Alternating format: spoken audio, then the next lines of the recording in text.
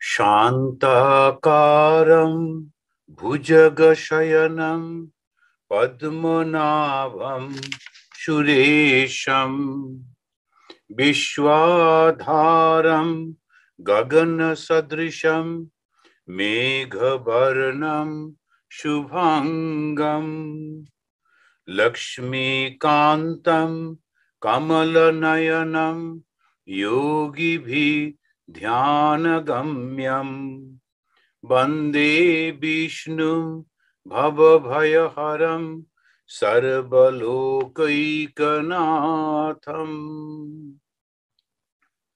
সমস্ত জগতের যিনি কর্তা নাথ, তাকে প্রণাম জানিয়ে আমরা আমাদের এই পাঠ শুরু করছি। কেন ব্যাসদেবের জীবনে শান্তি নেই সেই উত্তর দিতে তিনি ব্যাসদেবকে বললেন যে তুমি সাধারণ সবার জন্য ভগবানের জীবন কিন্তু ব্যাখ্যা করনি। এই যে কথাটা, এটার মধ্যে দিয়ে আমরা একটা খুব সুন্দর সমাজের চিত্র পাই। কিরকম না, এক ধরনের মানুষ ছিলেন যারা সমস্ত কিছুতে আধ্যাত্মিক জীবনে অত্যন্ত উচ্চ অবস্থায় ছিলেন, কিন্তু সাধারণ মানুষরা ওই উচ্চ অবস্থাতে পৌঁছতে পারত না। তো ওদের মধ্যে এই সমস্যাটা ছিল।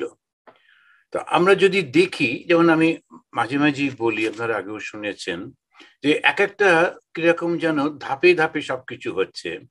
যে প্রথমে জগৎ সৃষ্টি হলো, ধীরে ধীরে সবকিছু হলো। ভারতবর্ষের একটা খুবই সুন্দর সিস্টেম ছিল যে জাগতিক উন্নতিটা স্বাভাবিকভাবে হয়েছিল। কেননা ওই যে 7টা নদীর কথা বলেছিলাম, গঙ্গা, যমুনা, গোদাবরী, সরস্বতী, নর্মদা, সিন্ধু, কাবেরী, এরা সব সারা ভারতবর্ষের মধ্যে দিয়ে বয়ে গেছে এবং তাদের জন্যে ভীষণ ফার্টাইল ল্যান্ড, খুব উর্বর জমি, ইত্যাদি ইত্যাদিতে ইকোনমিটা খুব ভালো হয়েছিল।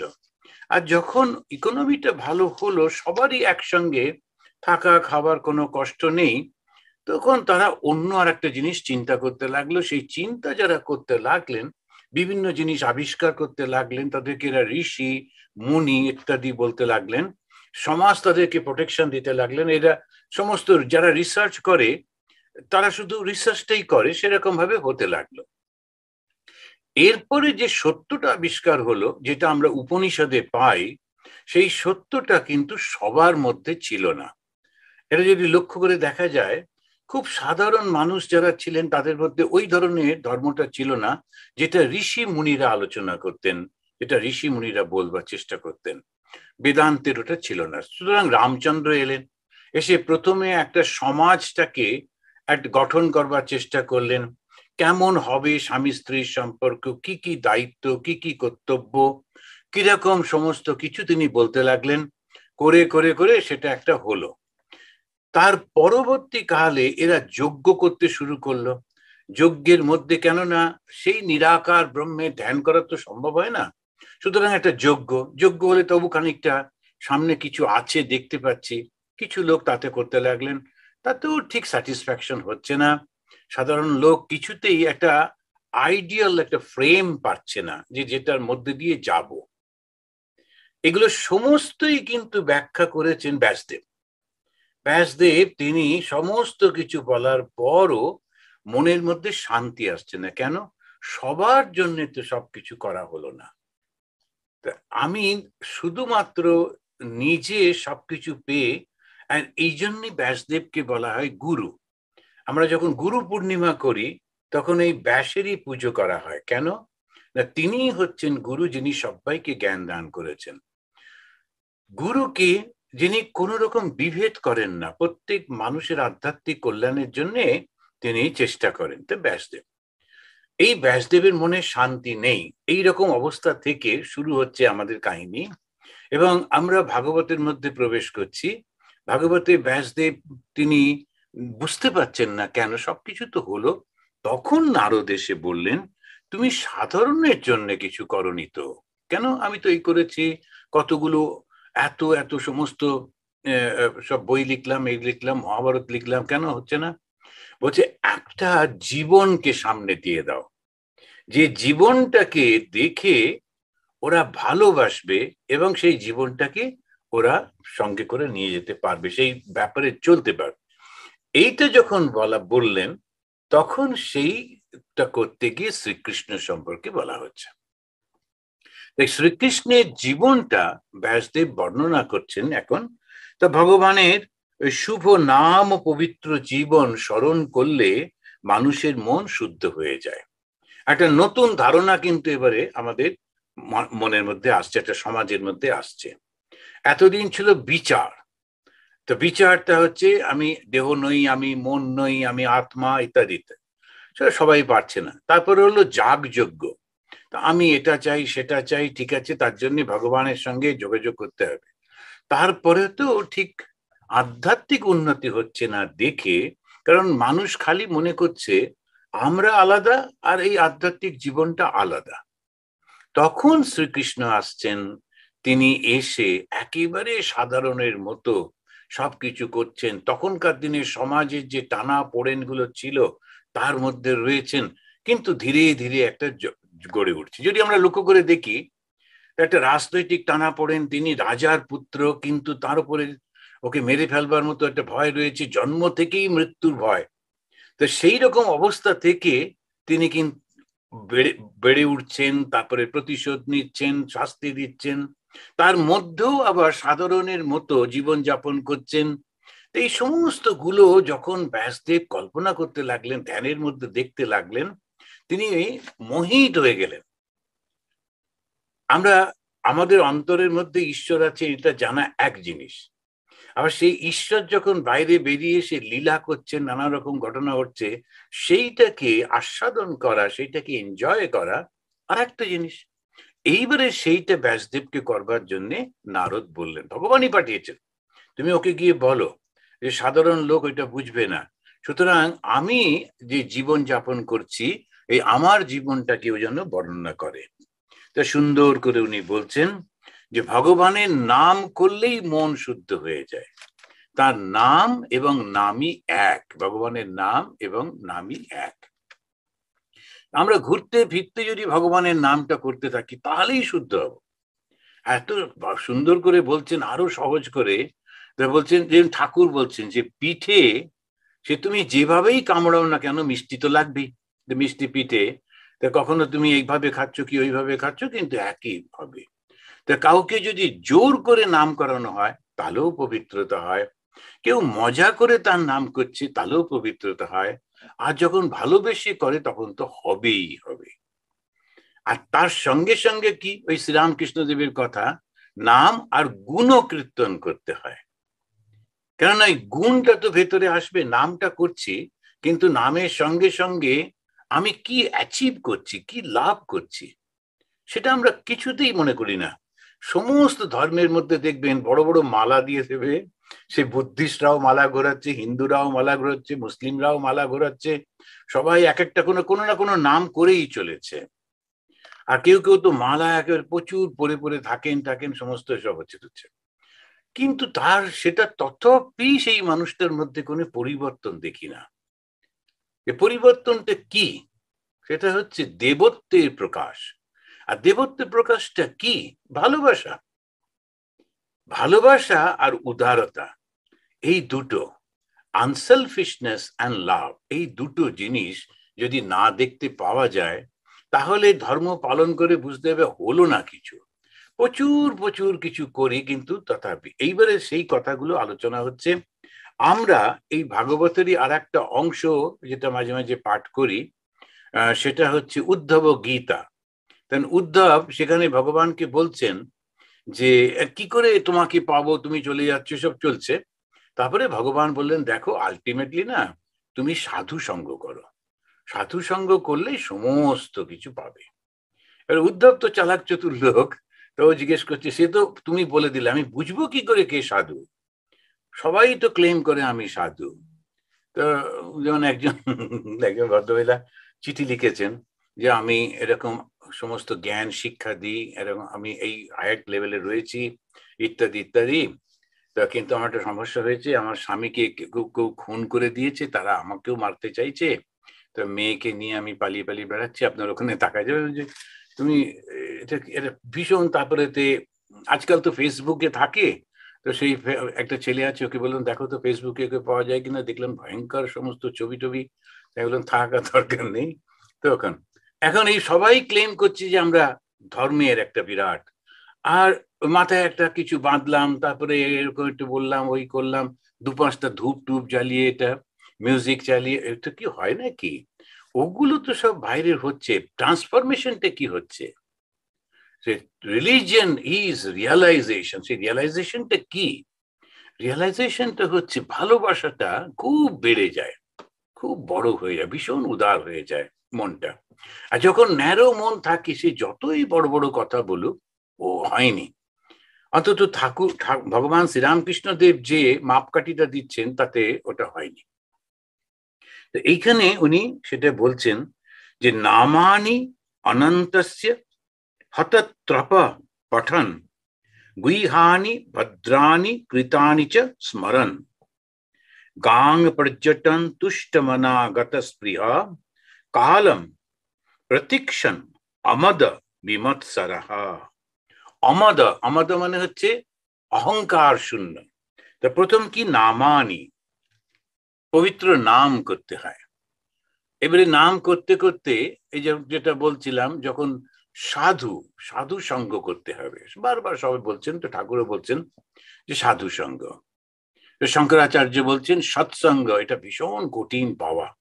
তো সাধুকে বলতে গিয়ে ভাগবতে এই উত্তরটা ভগবান শ্রীকৃষ্ণ দিচ্ছেন, বলছেন প্রথমেই কৃপালু, এই শব্দটা ব্যবহার করছেন।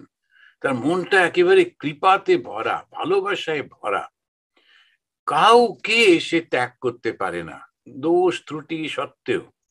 এই কৃপালু যে মনটা আমরা কার মধ্যে দেখি? সৃষ্টি মা শারদার মধ্যে একটা প্রবল ভাবে, সেটাই হচ্ছে মাতৃত্ব। সেই মাতৃত্ব মানে কি? কৃপালু, তা মনটা ভালোবাসায় ভরা। তো আমরা কি হবে, কেমন করে ওই জায়গায় পৌঁছাবো? যে আজকে একটি মেয়ে এসেছিল, বলছে আমি ভগবানের কথা জানতে চাই, ইত্যাদি ইত্যাদি। সে তো হলো। তারপরে আমার এসব বক্তৃতা শুনে আজকাল ভীষণ সমস্যা বেড়েছে, এত লোক চিঠি লিখছে। তো সেটাতে আর একটা উৎপাত হয়েছে। একজন লিখেছে যে আপনি যে বলেছেন তারতে আমি এটা সামারাইজ করেছি, এটা পড়ে আবার বলুন ঠিক লিখেছি কিনা। আচ্ছা, যা করেছো করে যাওয়ার আমার ঘাড়ে কেন? কিন্তু তা হবে না, ওটা পড়ে আবার তো সেটা তখন একটুখানি পড়লাম, সময় পাওয়া যায় না। তো পড়ে দেখলাম মোটামুটি ঠিকই হয়েছে। কিন্তু আমি বললাম সে তো হলো, সেটা যোগা বাশিষ্ঠ, সে তো হলো, কিন্তু শেষে কি?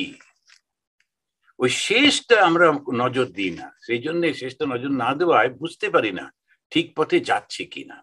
তো শেষে হচ্ছে ওই আনন্দটা। এখানেও তিনি বলছেন নামানি অনন্তস্য, যখন ভগবানের পবিত্র নাম, অনন্ত, অনন্তস্য মানে হচ্ছে ভগবান, তিনি অনন্ত, সেই জন্য ভগবান, তার নাম, তার শুদ্ধ নাম, যে কোনো ভগবানের নামে হতত্রপ পঠন, হতত্রপ মানে লজ্জা ত্যাগ করে। অনেকে লজ্জায় ভগবানের নামটা করতে চায় না, বন্ধুরা কি বলবে ইত্যাদি ইত্যাদি। এই বন্ধুদের মানে লজ্জা, ও তুই ভগবানের নাম করছিস, বিরাট একটা।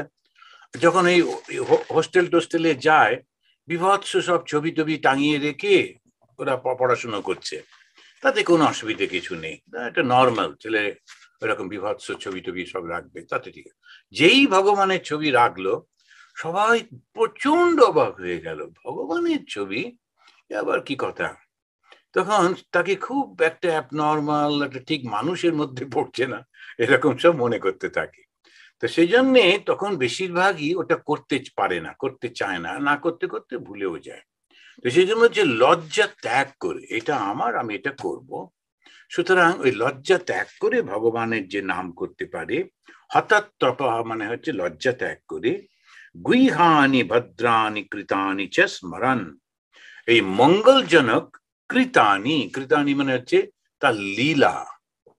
যখন আমরা ঠাকুরের জীবনী পড়ি, তো পড়ে কি হয়, ঠাকুরের জীবনী, অনেকে এখানে বলেন যে না না আমরা তো বেদান্ত পড়বো, ঠাকুরের জীবনী পড়বো কেন? যে বেদান্তই তো পড়ছি, বেদান্ত ব্যাখ্যার মধ্যে দিয়ে পড়ছি। স্বামী বিবেকানন্দের জীবনী, শ্রীরামকৃষ্ণের জীবনী, শ্রী মায়ের জীবনী, এই বেদান্তই যখন ব্যাখ্যাটা হচ্ছে, এত কতগুলো সেন্টেন্স মুখস্থ করে আর কতগুলো এখন ইংলিশে নানান রকম বলতে, it is grand, it is vast, it is this, মনে হলো এটা অনেক কিছু বললাম, কিন্তু কিছুই বললো না। হলো সে তো হলো, ভ্যাস্ট ম্যাস্ট হলো, কিন্তু ভ্যাস্ট মানে কি? একটা সমুদ্র নাকি আকাশ না কি? একটা মানুষের মধ্যে সেটা কিভাবে আসবে? ওই তখন মায়ের জীবনী, তখন ওই ঠাকুরের জীবনী, তখন স্বামীজির জীবনী, তখন এই গ্রেট পিপলদের জীবনীগুলোই আমাদেরকে রক্ষা করে। তো এখানে বলছেন তুমি কৃষ্ণের জীবনটা বলো, লীলা কৃতানি চ, স্মরণ করতে থাকো। যে করবে ভগবানের নাম, শুভ নাম, এবং সঙ্গে সঙ্গে ভগবানের লীলাটা যে স্মরণ করতে থাকবে, আর তার সঙ্গে কি করবে? গাং পর্যটন তুষ্টমনা। গাং পর্যটন, পর্যটন মানে ঘোরা, গাং মানে যেটা পবিত্র জায়গাগুলোতে যাওয়া, যেখানে ভগবানের নাম হচ্ছে সেখানে একবার করে যাওয়া, মাঝে সাঝে একটু কোনো আশ্রমে যাওয়া, কোনো আমাদের তীর্থস্থান যেগুলো থাকে সেইখানে যাওয়া। এখন আমরা যখন বৃন্দাবনে যাই, তখন বৃন্দাবনে গিয়ে ঠাকুরকে দেখতে হয়। ওই জন্য আবার বৃন্দাবনে তো হাজার লোক যাচ্ছে, রোজ যাচ্ছে। কিছু না হলে মোটামুটি বাঙালিরা সব একটু বৃন্দাবন ঘুরে আসে, তাতে দুটোই হয়, একটু পর্যটনও হলো, আবার একটু ভক্তিও হলো, আর যদি কৃপা পেয়ে গেলাম তো গেলাম। তো এইরকম আর কি। তো কিন্তু সেরকম না, যখন আমরা তীর্থস্থানে যাই, ওই তীর্থস্থানের মাহাত্ম্যটা ভেতরে স্মরণ করতে হয়, তা না হলে তীর্থের কোনো ফল হয় না। গাং পর্যটন, তীর্থস্থান ভ্রমণ করতে হবে। কি কি করতে হবে?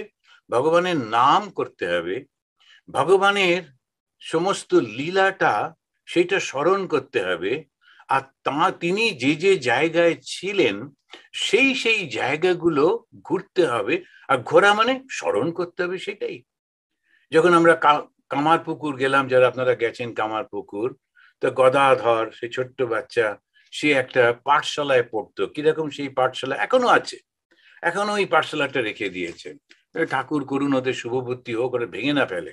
সুন্দর সেই বিরাট একটা পাঠশালা। এবারে ওইখানে গিয়ে একটা কোনায় দাঁড়িয়ে চোখ বুঝে আমরা স্মরণ করছি যে ধুতি পরা ছোট্ট বাচ্চা ঘুরে ঘুরে বেড়াচ্ছে পাঠশালায়, তারপরে তো অনেক অন্য বাচ্চাগুলো সব বসে আছে, মাস্টারমশাই বসে আছেন। আমরা স্মরণ করছি স্বয়ং ভগবান, তিনি সমস্ত জ্ঞানের আধার, তিনি এখানে জ্ঞান শিক্ষা করতে এসছেন, বিদ্যা শিক্ষা করতেই পাঠশালায় এসছেন। এখন তাতে কি হচ্ছে? আমি ভগবানের লীলাটা স্মরণ করে নিজেকে পবিত্র করে ফেলছি। এইখানে তিনি গেছিলেন, এই পথ দিয়ে গেছিলেন, এইখানটা দাঁড়িয়েছিলেন, এইখানেতে বসেছিলেন, এরকম এরকম এরকম করছি যখন, তখন একেবারে খুব শিহরণ হচ্ছে ভেতরে। ওই ঠিক ঠিক তীর্থ দর্শন। তো তীর্থ দর্শনে গেলে ক্যামেরা ট্যামেরা তো ঠিকই আছে, কিন্তু শুধু ক্যামেরা নিয়ে তা করলে তো হবে না, ওই তার আগে গুলো জানতে হয়, জেনে সেইখানে গিয়ে।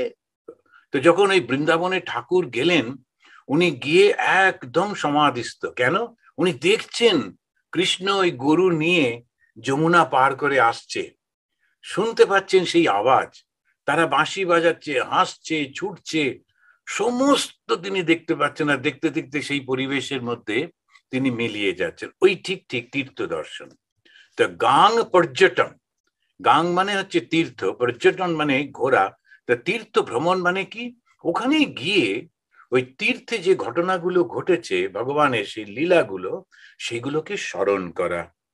তুষ্ট মনা, তখন মনটা শান্ত হয়ে যায়। যখন সমস্ত, তখন ফলটা কি হলো? বৃন্দাবন গেলাম কিংবা কাশী গেলাম কিংবা সমস্ত তীর্থস্থানে গিয়ে ফলটা কি হবে? মনটা খুব শান্ত হয়ে যাবে। তা না হলে তীর্থস্থানে ঠিক হয়নি, মনটা একেবারে শান্ত হয়ে যাবে, তুষ্ট মনা। আর গতস্পৃহ, এবারে রেজাল্ট গুলো দেখাচ্ছে। প্রথমে কি? নাম করা। দ্বিতীয় কি? তার গুলো স্মরণ করা। তৃতীয় কি? তার সমস্ত জায়গাগুলো ঘোরা। সে তো হলো, করলাম। ফলটা কি? This is important. এই ফলটা আমরা বাদ দিয়ে বাকিগুলো করি, তার ফলে বুঝে উঠতে পারি না, কনফিউশন। মহারাজ একজন তো প্রতি বছর যাচ্ছেন একটা তীর্থস্থানে, তাহলে যে ঠিক আছে, সেটা একটা ভালোই হলো। কিন্তু কথাটা হচ্ছে ফলটা পাচ্ছি কিনা। ফলটা কি? ফলটা হচ্ছে ও সন্তুষ্ট হয়ে যাচ্ছে, মনটা একেবারে তুষ্ট মনা, তার মনটা পরিপূর্ণতা পেয়ে যাচ্ছে। আর গতস্পৃহ, আর কোনো স্পৃহা থাকছে না, কোনো বাসনা থাকছে না। স্পৃহা মানে বাসনা, আর কোনো বাসনা থাকছে না, গতস্পৃহ। কালম প্রতীক্ষণ অমদ বিমৎসর। আর দুটো গুণ আসছে, তার সেটা কি? অহংকারটা চলে যাচ্ছে, আর কোনো ঈর্ষা আসছে না। বিমৎসরা, এটা খুব বড় একটা, আমাদের কোনো ঈর্ষা থাকে না। দেখবেন প্রচুর আমাদের ভক্তরা, তারা খুব সবাই মিলে যোগ দেওয়া করে সাধুদের নিয়ে তারপরে একটা সুন্দর সব দাঁড় টাড় করান। এর পরেতে কিছুদিন পরে কিছু লোক আসে, এসে এর সঙ্গে ওই ঝগড়া, ওর সঙ্গে ঝগড়া করে টোরে একটা গোলমাল পাকে, এটা ক্লাবের মতো করে ঈর্ষা করে দল বেঁধে এ ওকে এই কথা বলছে, একটা টাইম পাস হয়। ঈর্ষা টির্ষার মানে একটা টাইম পাস হলো উত্তেজনার মধ্যে দিয়ে, কাজের কাজ কিন্তু কিছু হলো না।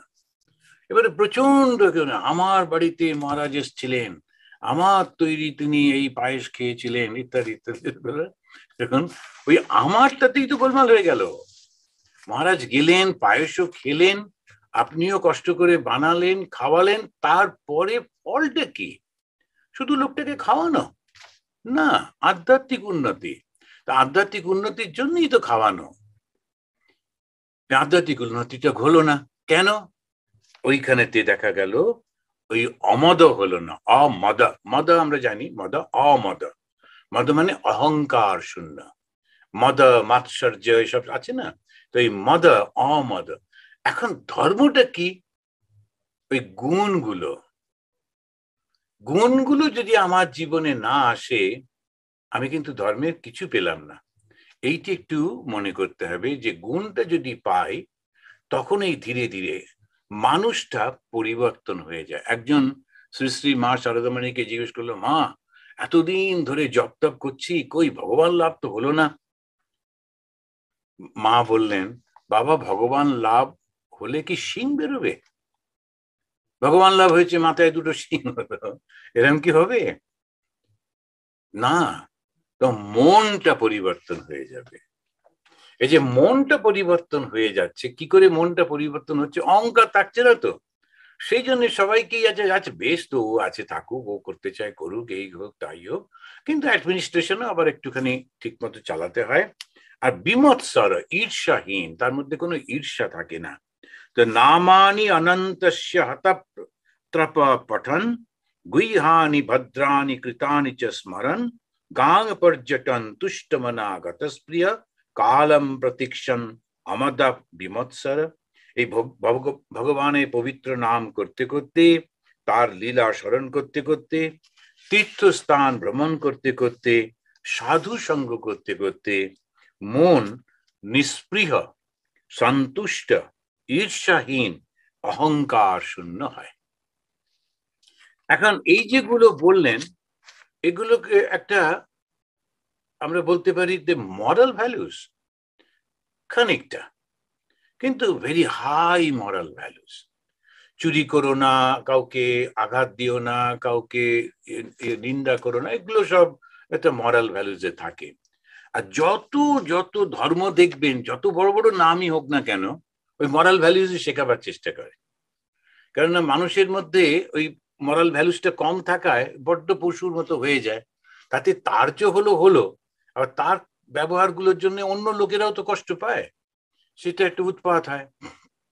একজন দেশনেতা, তার মনে হলো কেন এরকম করবে, আমি দেবো ওকে ঠান্ডা করে, আমার হাতে এত, ব্যাস যুদ্ধ লাগিয়ে দিই, দিয়ে তার তো আর কোনো কিছু নেই, সে তো সেফ আছে, তার ছেলে মেয়েরাও সেফ আছে, সব ঠিকই আছে, কিন্তু ওইগুলোই হচ্ছে সমস্যা। সেই জন্য তার যে ফিলিংস গুলো যদি ঠিক থাকে, তো মানুষটা যদি ভালো মানুষ হয়, কেমন করে? এই মরালিটি, আচ্ছা মরালিটি করে সে একটু ভালো মানুষ হলো বটে, কিন্তু আধ্যাত্মিক জীবন হলো না কেন? মরালিটি একটা স্টেপ মাত্র। আমি চুরি করি না, আমি মিথ্যা বলি না, কিন্তু আধ্যাত্মিক জীবনের মধ্যে কিরকম উদাহরণ, ওই যুধিষ্ঠির কখনো মিথ্যা বলতো না বলে ওর রথের চাকাটা মাটির উপর দিয়ে যেত, কিন্তু তাতে ওর খুব অহংকারও ছিল যে আমি বেশ মাটির উপর দিয়ে যাই। যেত মানে ওটা ওরকম না মাটির উপর দিয়ে যেত তা না, লোকেরা সত্যি সত্যি মাটির উপর দিয়ে যেত তা না, কিন্তু লোকেরা ওকে খুব উন্নত মনে করত এবং তাতে ওর মনে মনে একটা ইয়ে ছিল। কিন্তু যখন যুদ্ধ হচ্ছে, ও রাজা, ওর সৈন্যরা মারা যাচ্ছে, সেইখানেতে একটা যদি মিথ্যে কথা বলে হাজার হাজার সৈন্যের প্রাণ বেঁচে যায়, ও তখন ক্যালকুলেট করছে যে ওই হাজার হাজার মারা যায় যাগ্গে, আমাকে নরকে যেতে না হয়। আমি যদি মিথ্যে বলি তাহলে নরকে যেতে হবে, আমি বাবু নরক কেন যাবো, ওরা মরে মরুক, আরে ওরা এসেছেই তোমাকে রক্ষা করতে, তোমার জন্য। এবারে এই যে মানসিকতাটা দেখুন, ওই জন্যে ধর্মের পুত্র হওয়া সত্ত্বেও, দেখুন এই ছোট ছোট জিনিসগুলো একটু খেয়াল করলে, যুধিষ্ঠির হচ্ছে ধর্মপুত্র, সারা জীবন ধর্ম পালন করেছেন, প্রত্যেকেই ওকে খুব প্রশংসা করতেন, আর নামটাই হচ্ছে স্থির। যুদ্ধ মানে নানান সমস্যার মধ্যে খুব স্থির থাকতে পারে, সবই ঠিকই ছিল। কিন্তু কৃষ্ণ ভগবান যখন বললেন যে আমি পাণ্ডবদের মধ্যে আমি হচ্ছে অর্জুন, অর্জুন কিন্তু গুন্ডাগর্দি করতো, মারামারি করতো, সবই করতো, কিন্তু ওর ওই ভাবটা ছিল না। ও ছিল আমাদের দাদার জন্য করব, রাজার জন্য করব, নিজের জন্য কিছু করছি না। এখন এই অর্জুন সমস্ত জগতে ঘুরে টাকা রোজগার করে নিয়ে এসে দাদাকে দিয়ে দিলেন, ওর নাম হলো ধনঞ্জয়। তাহলে ভগবান বলছেন কিন্তু ওই যে সত্যবাদী, খুবই হাইলি মরাল, আমি যুধিষ্ঠির বললেন না, কিন্তু পাণ্ডবানাম ধনঞ্জয় ভগবত গীতাতে রয়েছে। কেন? ওর মধ্যে হিপোক্রেসি নেই, যেটা সত্য তার জন্য যেটা করবে সেটা ও ঠিকই করে, এইটা মনে রাখতে হবে। ধর্ম কিন্তু খুবই অদ্ভুত জিনিস, মানে প্রথমতে মনে হয় যেন আচ্ছা ও তো বেশ সত্যি কথা বলে, চুরি করে না, চুপ করে বসে থাকে, না না ওটা হবে না। ও তার সঙ্গে আবার দেখতে হবে ওর ভেতরে আত্মত্যাগের সেই ভাবটা আছে কিনা। এই সপ্তম অধ্যায়ের শুরুতেই ঋষি শৌনক সুতকে জিজ্ঞেস করছেন, নির্গতে নারদে, নারদ মুনি যখন চলে গেলেন, নির্গতে মানে চলে গেলেন, নারদ মুনি চলে যাবার পর বাদরায়ণ কিম অকরোত, এর আগেতে আমরা পড়েছি নারদ তিনি বললেন ভগবানের নামটা করতে বলো মানুষকে, তারপরে নিজের জীবনের উদাহরণ দিচ্ছেন। আমি যে বলছি এমনি এমনি বলছি তা কিন্তু না, এই লক্ষ্য করে দেখো আমাকে, আমি নারদ, আমি জন্মেছিলাম এত নিচু একটা বংশে, আমার বাবাকে আমি চিনতাম না, মা ছিলেন দাসী, এবং সেই রকম পরিস্থিতি থেকে আমি শুধু ভগবানের নাম করে আজকে আমি ব্রহ্মা পুত্র, শুধু ভগবানের নাম করে, কারণ আমার কাছে আর কিছু ছিল না, আমি এত অসহায় ছিলাম, আমি শুধু ভগবানের নাম করতাম। আমি প্রমাণ যে ভগবানের নাম করলে কতটা কি হয়। গিরিশচন্দ্র ঘোষ তিনি যাচ্ছেন গঙ্গায় স্নান করতে, তখন বোধহয় স্বামীজি ঠাট্টা করে বললেন, গিরিশ গঙ্গায় পাপ ধুতে যাচ্ছ? এমনি তো মদ টদ খায়, তো তারপরে গোলমাল পাকায়, একটু একটু পাপ তো হচ্ছে, তা তুমি কি গঙ্গায় স্নান করে পাপ ধুতে যাচ্ছ? তখন গিরিশ বলছেন, যার চরণ থেকে গঙ্গা বেরিয়েছে, প্রবাহিত হয়েছেন, সেই ভগবান বিষ্ণু স্বয়ং শ্রীরামকৃষ্ণ রূপে তার হাত আমার মাথায় রেখেছেন, আমি গঙ্গার থেকেও পবিত্র, আমি গঙ্গাকেই পবিত্রতা দিতে যাচ্ছি। ভেবে দেখুন, এই হচ্ছে গিরিশের বিশ্বাস, ভগবানের হাত আমার মাথায় পড়েছে, আমি গঙ্গার থেকেও পবিত্র, আমি গঙ্গাকে পবিত্রতাই দিতে যাচ্ছি, নিতে যাচ্ছি না। এই যে ভাবটা ভেতর থেকে প্রচন্ড একটা বিশ্বাস এসে যাচ্ছে, যে ভগবানের নাম করতে করতে গিরিশ ঘোষ পাল্টালেন কি করে? ভগবানকে ভালোবেসে শুধু। তো ভগবানের নাম করলে, ভগবানকে ভালোবাসলে, তার সমস্ত ঘটনাগুলোকে মনে মনে স্মরণ করলে তখন কি হয়, এই রকম হচ্ছে। তো নারদ তিনি নিজের জীবন ব্যাখ্যা করে বলে টলে এইবারে তিনি চলে যাচ্ছেন। আর তখন ওই যে শৌনক ঋষি, নিশ্চয়ই আপনাদের মনে আছে, ওরা কিন্তু গল্প শুনছে সুতোর কাছে, আমরা আবার সেইটাই পড়ে যাচ্ছি। তো সৌনকরা তারা সব বসেছিল, ওকে দেখে খুব আনন্দ, কিরম যাচ্ছে গান করতে করতে, বলছে এই তুমি কে, বলে এরকম ঘটনা, তাহলে আমাদের একটু শোনাও। তখন ওখানে বসেছে সেই সুতা, সুতা হচ্ছে খুব ভালো মেমারি ছিল সেই লোকগুলো, তারা ওই পুরোটা বলতে পারে। ओम शांति शांति शांति। हरि ओम तत्सत्। श्री राम कृष्ण अर्पणमस्तु।